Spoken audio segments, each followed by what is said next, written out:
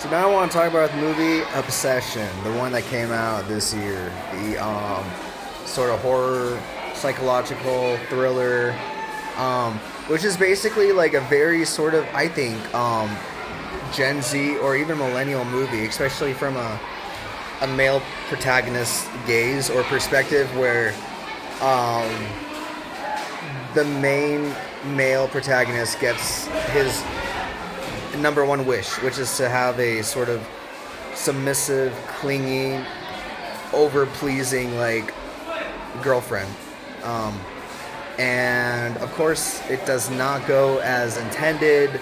Um, Horrible things happen because of this premise that he decided to inflict on the woman he has feelings towards. So the movie basically panned out as I thought. I'll just say it's gorier than I expected, more violent than I expected. Um, some funnier than I expected as well. Because it, it's like a lot of sort of cringe humor that makes you uncomfortable, but it's so socially awkward, over the top stuff that happens in this movie that it's kind of just funny. And that's just for me though. I don't know.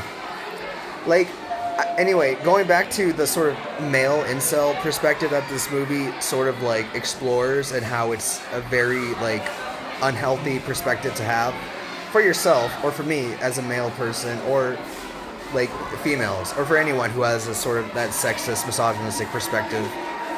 um, I wish the movie explored more like the perspective of the woman, the female protagonist, what she goes through. Because even though there are some like horrifying glimpses and instances where you understand what she's going through during the premise of the movie, like most of the film, I wish there was more perspective from the female side, like how they tolerate something like that, or even just more into the culture, like the incel culture of what it's like to be on the receiving end of sort of the misogyny, that's kind of rampant. I would say with Gen Z people online, maybe millennials. It's weird.